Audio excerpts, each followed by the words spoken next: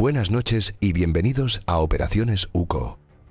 Son las 4:30 de la madrugada, hora central europea. En la penumbra del polígono industrial Guadalhorce de Málaga, el silencio es roto por el sonido seco de arietes contra metal. Equipos tácticos de la Unidad Central Operativa, UCO, de la Guardia Civil y de la Unidad de Drogas y Crimen Organizado, UDICO, de la Policía Nacional, ejecutan de forma simultánea 3 órdenes de registro. El objetivo principal: un almacén frigorífico, el número 27B de la calle Diderot, y un camión Scania R450 con matrícula española, que según los registros portuarios, había desembarcado en Algeciras 72 horas antes procedente de Tánger Med, con una carga declarada de cajas de tomates. La operación, bautizada con el nombre en clave de Estrecho Cerrado, parece una más en la incesante lucha contra el tráfico de hachís marroquí, la principal vía de financiación del crimen organizado en el sur de España. Exactamente una hora más tarde, a 9.000 kilómetros de distancia, en Medellín, Colombia, son las 22:30. Comandos de la Dirección de Investigación Criminal e Interpol de la Policía Nacional de Colombia, la DIJÍN, irrumpen en un ático de lujo en el exclusivo barrio de El Poblado. No buscan hachís, buscan a los proveedores de la otra mercancía que viajaba oculta en la operación. El balance oficial, comunicado por el Ministerio del Interior español a las 11 de la mañana, es un éxito rotundo y limpio. Se presentan los resultados como una victoria quirúrgica de la cooperación internacional. La lista de incautaciones es precisa: 284 kilogramos de resina de hachís de alta pureza, empaquetada en ladrillos de 1 kilo y marcada con el sello de un escorpión, un conocido distintivo de calidad de los clanes del Rif marroquí. La droga fue hallada en un sofisticado doble fondo hidráulico en el suelo del remolque del camión. Pero junto al hachís, los agentes de la unidad canina detectaron algo más. Ocultos en el interior de grandes rollos de cartón industrial, aparentemente parte de un envío legítimo, se encontraron 70 kilogramos de pasta base de cocaína. La droga había sido licuada e impregnada en las fibras del cartón, una técnica de ocultación química diseñada para burlar los escáneres portuarios y el olfato de los perros. El resultado humano de la operación: 3 detenidos en España, ciudadanos españoles con antecedentes por delitos menores, y 2 ciudadanos colombianos en Medellín, considerados los coordinadores del envío de cocaína. Además, se procede al bloqueo de activos por valor de 5 millones de euros, incluyendo 150.000 euros en efectivo, una flota de vehículos de alta gama y la congelación de 53 cuentas bancarias y monederos de criptomonedas con un valor estimado de $424.000. El comunicado oficial concluye con una frase contundente: este es un golpe decisivo contra las organizaciones criminales que utilizan el estrecho de Gibraltar como puerta de entrada de estupefacientes a Europa. Para la opinión pública, el caso estaba cerrado, una red de narcotráfico más, desarticulada. Pero para un pequeño grupo de analistas de inteligencia, la historia real no había hecho más que empezar. La presencia de hachís marroquí y pasta base colombiana en un mismo envío no era una simple alianza de conveniencia. Era la prueba de una cadena logística integrada a nivel global, una autopista criminal que conectaba 2 continentes. Y la versión oficial estaba ocultando, deliberadamente, la pieza más importante del puzzle. La verdad no se encontraba en los kilos de droga expuestos ante la prensa, ni en los rostros de los detenidos. Se encontraba en un objeto catalogado como Prueba 73B en el Depósito Judicial de Málaga, un teléfono satelital Zuraya XT Pro, guardado dentro de un maletín Pelican reforzado con plomo, un diseño específico para bloquear cualquier tipo de rastreo de señal. Este detalle, aparentemente menor, fue el que hizo saltar todas las alarmas en el Centro Nacional de Inteligencia. Un teléfono móvil convencional, un quemador, es la herramienta habitual para coordinar un pase de droga a través de los 14 kilómetros del estrecho de Gibraltar. Pero un teléfono satelital de grado militar, protegido por un escudo antiseñal, no es para una operación local. Es el instrumento de un comando que opera en zonas sin cobertura, en el vasto silencio del océano abierto o en la inmensidad del desierto. El Servicio de Criminalística de la Guardia Civil, el SECRIM, tardó 96 horas en sortear el cifrado del dispositivo. Lo que encontraron en el registro de comunicaciones no eran llamadas de voz, sino algo mucho más revelador. una serie de transmisiones de datos de bajo peso, enviados a intervalos irregulares durante las 3 semanas previas a la redada, eran pulsos de geolocalización y confirmación. Un sistema de seguimiento para una carga de alto valor. Al triangular la señal de enlace descendente del satélite, los analistas dieron con el origen de todas las comunicaciones. No apuntaban a Marruecos, ni a Colombia, ni a ningún punto en el Atlántico. Todas las señales convergían en un área de 50 kilómetros cuadrados en el corazón del Sahel, en una zona desértica cerca de Tesalit, en la región de Kidal, al norte de Malí. Y aquí es donde la historia oficial se desmorona y emerge la verdadera dimensión de esta operación. ¿Por qué una red que, supuestamente, mueve droga desde Marruecos a Algeciras, necesita un sistema de comunicaciones militares para contactar con el epicentro mundial del terrorismo yihadista? La respuesta a esa pregunta revela la tesis de nuestra investigación. La Operación Estrecho Cerrado no fue el final de una investigación, sino el tropiezo accidental que destapó una amenaza híbrida contra la seguridad nacional. Un nexo que une el narcotráfico transcontinental con la financiación del terrorismo y la guerra de poder que libran actores estatales en el Sahel. Era la llave para entender la dualidad de la estrategia de Estado española, la lucha sin cuartel para blindar su frontera sur y la arriesgada partida de ajedrez diplomático que el gobierno español estaba jugando a la vista de todos en el tablero de Oriente Medio. La guerra contra el narco y la diplomacia sobre Gaza no eran dos historias paralelas, eran dos frentes de la misma guerra secreta. Para comprender la magnitud de lo que las autoridades españolas habían descubierto, es necesario deconstruir la organización criminal. No se trataba de un cartel tradicional, sino de una empresa de servicios logísticos y de seguridad del siglo XXI. Dos arquitectos del silencio que diseñaron una ruta imposible, una autopista para el crimen que atraviesa el infierno en la tierra. El primer arquitecto es conocido en los bajos fondos del campo de Gibraltar como el algecireño. Vargas no es un narco, es un genio de la logística.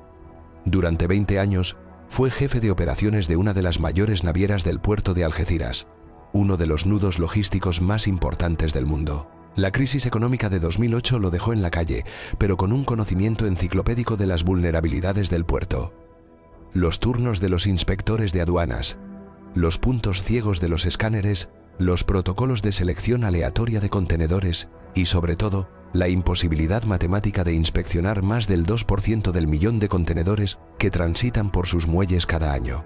Vargas no trafica con droga, vende invisibilidad. A través de una red de empresas fantasma con sede en Gibraltar y utilizando complejos sistemas de blanqueo a través de la banca clandestina china, como los descritos por la DEA en sus informes sobre los cárteles modernos, ofrece un servicio garantizado de entrada a Europa para cualquier mercancía.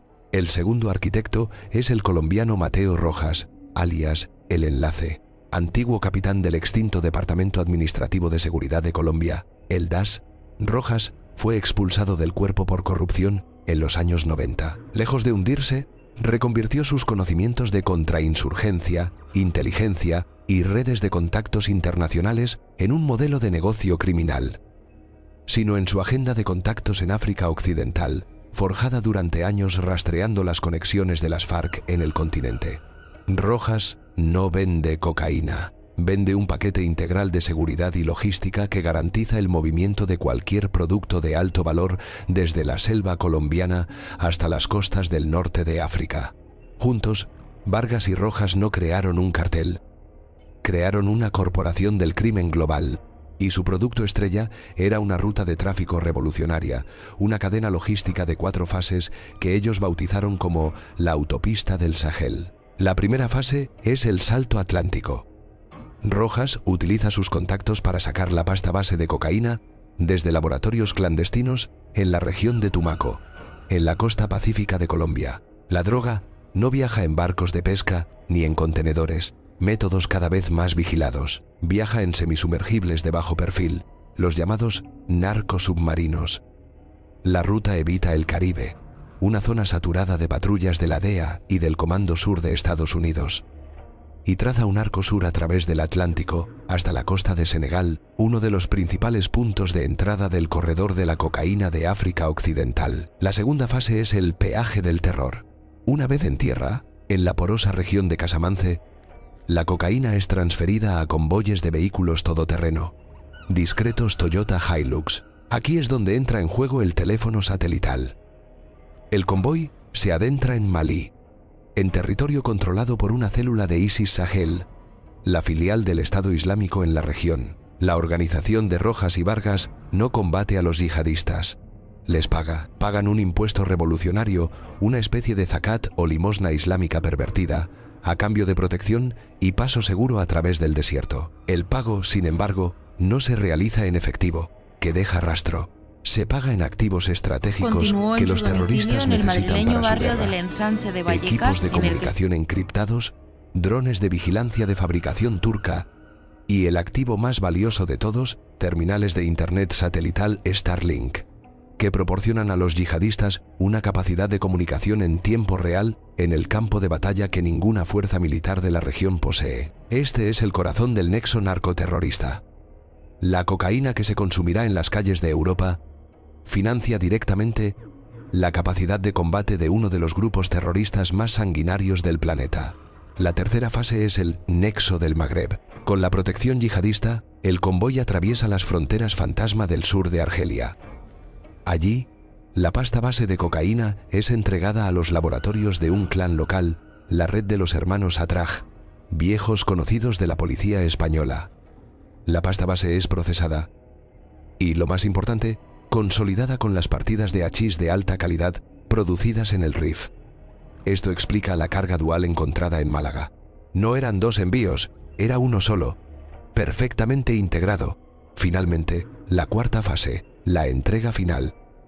Aquí es donde la pericia de el algecireño se vuelve crucial. La droga consolidada se transporta al puerto de Tangermet, se oculta en una carga legítima de productos perecederos y se introduce en uno de los miles de camiones que cruzan el estrecho cada día. El conocimiento de Vargas sobre los horarios de aduanas, su red de funcionarios corruptos a ambos lados del estrecho y su dominio de las lagunas en los procedimientos de inspección garantizan una tasa de éxito cercana al 99%. La investigación policial, sin embargo, no fue la única que siguió su curso.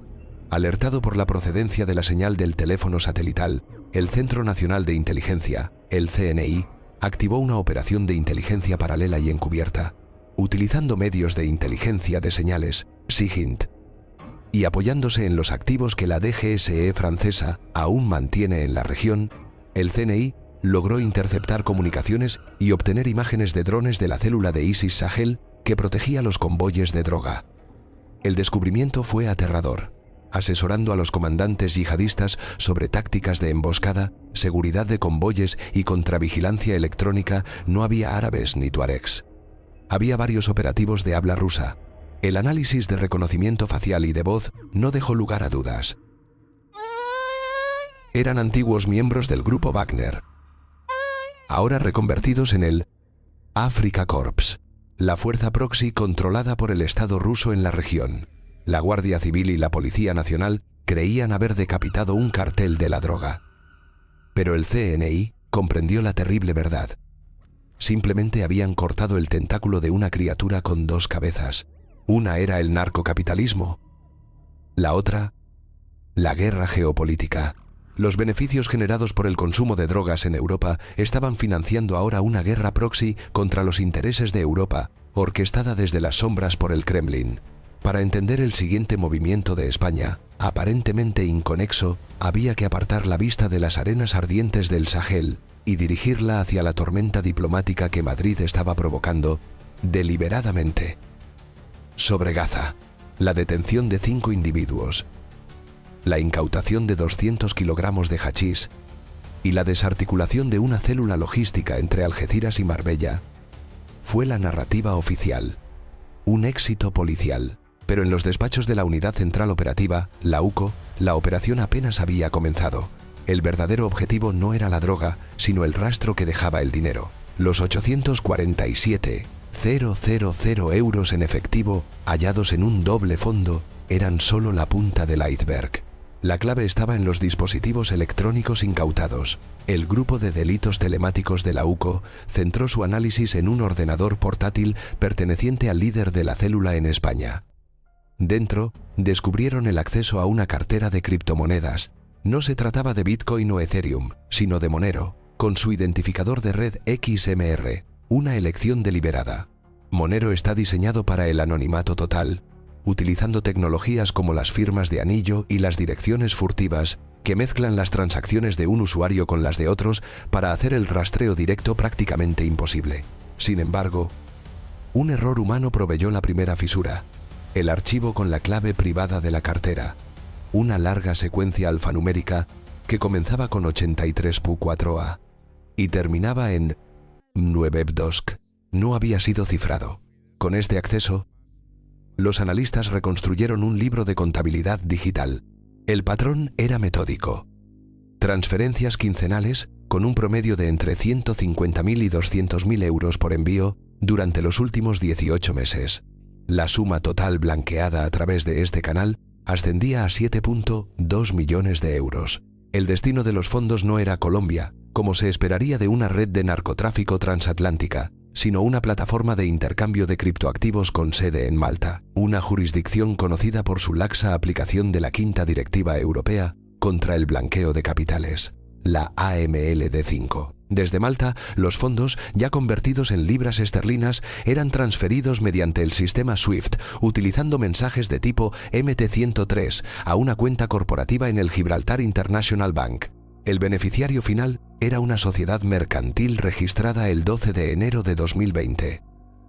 Sobre el papel, una consultora dedicada al análisis de riesgo geopolítico y facilitación de inversiones, con directores nominales, abogados locales de Gibraltar que prestaban su nombre para ocultar a los verdaderos propietarios. La conexión final no provino del análisis financiero, sino de la inteligencia. Un documento clasificado del Centro Nacional de Inteligencia, el CNI, con el código de archivo Informe Sombra 29B, fue compartido con la cúpula de la UCO.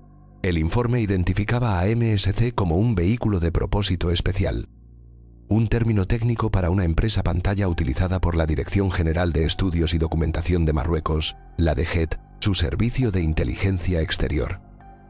El dinero de la droga que inundaba los puertos españoles no solo enriquecía a los traficantes, financiaba las operaciones encubiertas de un servicio de inteligencia extranjero fuera de todo control presupuestario oficial.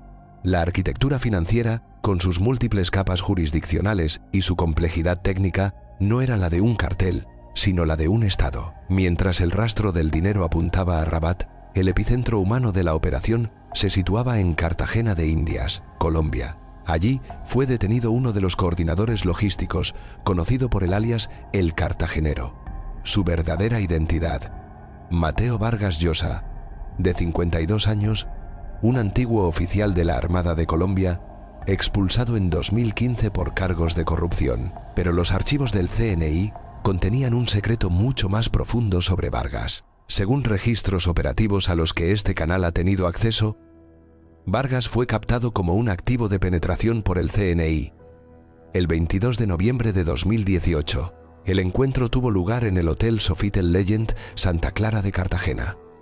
Su oficial de control, su enlace con la inteligencia española, operaba bajo el nombre en clave Llano. Continuó la misión de Vargas era doble. Barrio del Primero, de Vallecas, suministrar al CNI inteligencia de alto valor sobre la estructura de mando, las rutas y las capacidades de la red marroquí. Segundo, influir sutilmente en las operaciones del grupo para dirigirlas hacia escenarios controlados por las fuerzas de seguridad españolas, permitiendo incautaciones que reforzaran la imagen de eficacia del Estado. A principios de 2024 la situación cambió drásticamente.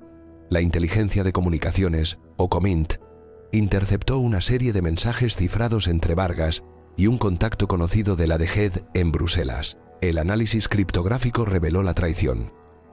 Vargas se había convertido en un agente doble.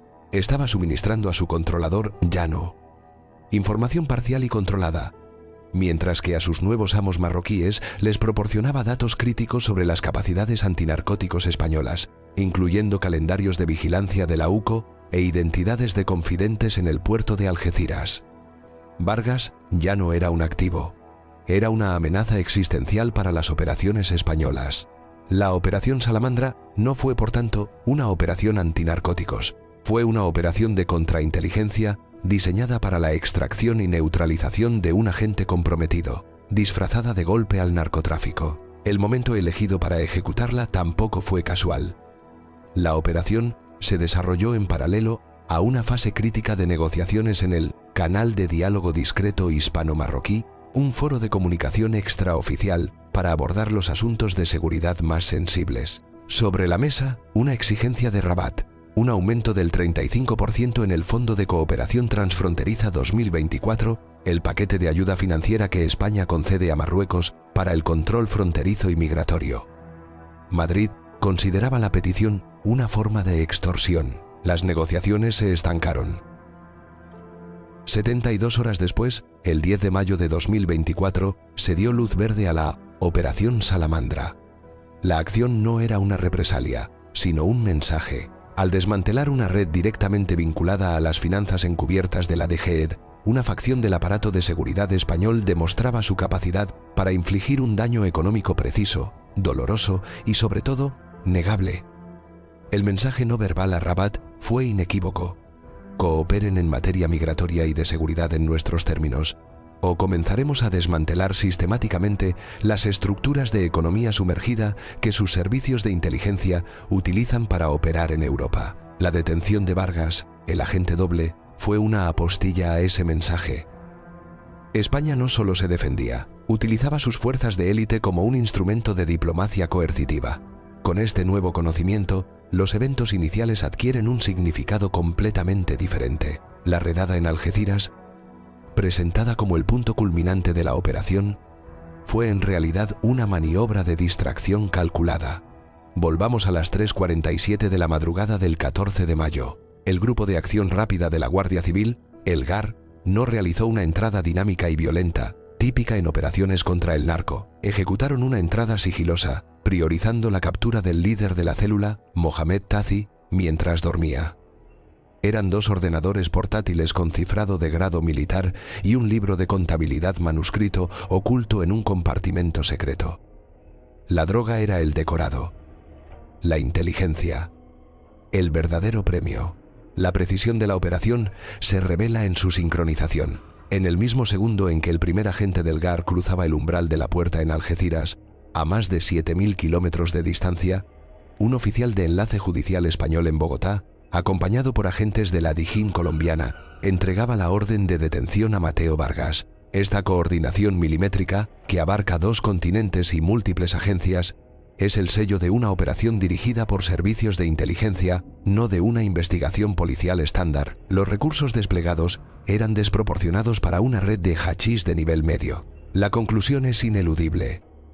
La narrativa pública de un exitoso golpe al narcotráfico fue una historia de cobertura, un blindaje mediático para ocultar una operación de contrainteligencia crítica para la seguridad nacional. Al mismo tiempo que el Estado español ejecutaba esta operación en la sombra, proyectaba una imagen radicalmente opuesta en la escena internacional. La enérgica defensa de un acuerdo de paz en Gaza y el reconocimiento del Estado palestino no eran gestos aislados de política exterior. Eran la otra cara de la misma estrategia dual. Este canal ha tenido acceso a extractos de un informe clasificado, el documento Marco 77 dividido por B, distribuido en el Consejo de Seguridad Nacional el 5 de febrero de 2024. Su título: Posicionamiento estratégico en escenarios de inestabilidad regional. MENA 2024. El documento describe la estrategia con una frialdad absoluta. Cito textualmente un párrafo clave. La actual crisis en Gaza presenta una oportunidad estratégica singular. Una postura proactiva y de alto perfil, centrada en el derecho internacional y la mediación humanitaria, permitirá a España a acumular un considerable capital político con las naciones de la Liga Árabe y b. reforzar su imagen como actor autónomo y de principios dentro de la UE. Este escudo de credibilidad moral proporcionará la cobertura diplomática necesaria para ejecutar acciones de seguridad nacional más contundentes y pragmáticas en nuestro flanco sur, particularmente en la gestión de la relación bilateral con Marruecos. La política exterior humanitaria no era el fin, sino el medio. Un escudo.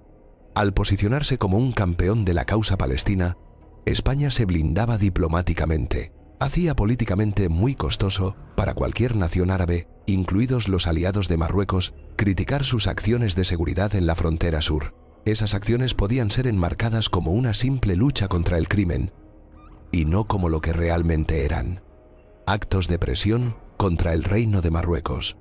La cronología confirma esta dualidad. El discurso más duro del ministro de Asuntos Exteriores en el Consejo de la Unión Europea se produjo 48 horas después de que el CNI confirmara sin lugar a dudas que Mateo Vargas era un agente doble. La diplomacia y la fuerza, dos instrumentos sincronizados actuando en perfecta armonía. Esta compleja sincronización entre la acción exterior pública y la operación de seguridad encubierta no es fruto de la improvisación. Es gestionada por una estructura permanente y secreta: la Comisión Delegada para la Sincronización de la Acción Exterior y de Seguridad Nacional, o CDSAS, una subcomisión del Consejo de Seguridad Nacional, creada por un Real Decreto que permanece clasificado, cuyo mandato es garantizar la coherencia estratégica entre el Ministerio de Asuntos Exteriores, los Ministerios de Interior y Defensa y el CNI. Fue la CDSAS la que emitió la directiva final para la Operación Salamandra. Lo hizo bajo una clasificación de secreto y con una instrucción específica: aplicar el protocolo de disociación narrativa. Este protocolo obliga a los gabinetes de comunicación de todas las agencias implicadas, Guardia Civil, Policía Nacional, CNI, a ceñirse estrictamente a una narrativa pública simplificada y previamente aprobada. En este caso, un exitoso golpe contra el narcotráfico internacional. El protocolo también exige negar activamente cualquier conexión entre la operación policial y cualquier asunto diplomático en curso. Es el mecanismo burocrático que permite al Estado mantener dos políticas contradictorias simultáneamente, asegurando que la opinión pública solo vea la versión de la realidad que el poder ha decidido mostrar. El desenlace judicial de la Operación Salamandra fue tan controlado como su ejecución. El caso fue asignado al Juzgado Central de Instrucción número 3 de la Audiencia Nacional. En las primeras fases del procedimiento, la Fiscalía solicitó que partes fundamentales del sumario fueran declaradas secretas. Específicamente, el contenido íntegro del Informe Sombra 29B del CNI y las transcripciones de los interrogatorios a Mateo Vargas. Para ello, el juez invocó el artículo 15 de la Ley de Enjuiciamiento Criminal y los artículos 2 y 3 de la Ley 9 sobre 1968 de secretos oficiales. Este instrumento legal permite que las pruebas consideradas críticas para la seguridad y la defensa nacional sean apartadas del registro público del juicio. Ni la prensa, ni siquiera los abogados defensores tuvieron acceso a ellas. Solo recibieron un resumen expurgado. La dimensión de contrainteligencia, la conexión con la DGED marroquí y el contexto geopolítico de presión nunca fueron mencionados en la sala. El veredicto fue predecible. Los 5 detenidos fueron condenados por un delito contra la salud pública tipificado en el artículo 368 del Código Penal. Las sentencias, de entre 8 y 12 años de prisión, se ajustan al estándar para este tipo de delitos. Mateo Vargas, el agente doble, recibió una pena reducida de 7 años tras un acuerdo de conformidad cuyos términos también fueron sellados. Oficialmente, la justicia había prevalecido. En realidad, el sistema judicial había funcionado como el último eslabón de la operación de encubrimiento, utilizando el peso de la ley para blanquear una compleja operación de inteligencia y presentarla como un caso criminal ordinario. La transparencia fue sacrificada en el altar de la razón de Estado. En las semanas posteriores a la operación, el flujo de hachís a través del estrecho de Gibraltar se vio temporalmente interrumpido. Informes de inteligencia de la UCO, 6 semanas después de las detenciones, ya señalaban la consolidación de un nuevo actor dominante en la zona, un grupo conocido internamente como el Consorcio del Estrecho. Esta nueva organización era diferente, más pequeña, más disciplinada, y evitaba la violencia. Utilizaba rutas distintas, prefiriendo lanchas semirrígidas de alta velocidad en operaciones nocturnas y eludiendo la confrontación directa con las fuerzas de seguridad. Lo más significativo de el consorcio es que parecía operar bajo un entendimiento tácito con ciertos elementos de seguridad a ambos lados del estrecho. No se involucraba en otros delitos como el tráfico de personas y su actividad era predecible. El flujo de droga no se había detenido. Se había transformado. Había pasado de ser una amenaza caótica y vinculada a un servicio de inteligencia hostil a ser una variable controlada. Un problema gestionado. El objetivo del Estado nunca fue erradicar el narcotráfico. Una tarea imposible. Fue sustituir a un actor impredecible por uno más dócil. No se trataba de ganar la guerra contra la droga, sino de gestionar el caos a un nivel que no interfiriera con los intereses estratégicos primordiales del país. Operación Salamandra ha sido oficialmente archivada. Un éxito para la Guardia Civil. Un titular en los telediarios. Pero la verdad, como hemos visto, reside en los márgenes de los informes clasificados y en los silencios de la diplomacia. Lo que este expediente revela no es una anomalía, sino un sistema, un mecanismo permanente en el que la seguridad y la diplomacia operan en planos paralelos pero coordinados. Y esto nos deja con preguntas fundamentales. ¿Cuál es el verdadero precio de mantener seguras las fronteras de Europa? ¿Es un pacto tácito con las mismas estructuras criminales que se nos dice que debemos temer? Cuando un gobierno utiliza el lenguaje de los derechos humanos como escudo para sus operaciones más oscuras, ¿quién audita las decisiones de comités que no responden ante nadie? Hemos descifrado un solo archivo. Hemos expuesto una sola operación. La pregunta que debemos hacernos es: ¿cuántas salamandras más se están ejecutando ahora mismo, en la sombra, en nombre de nuestra seguridad?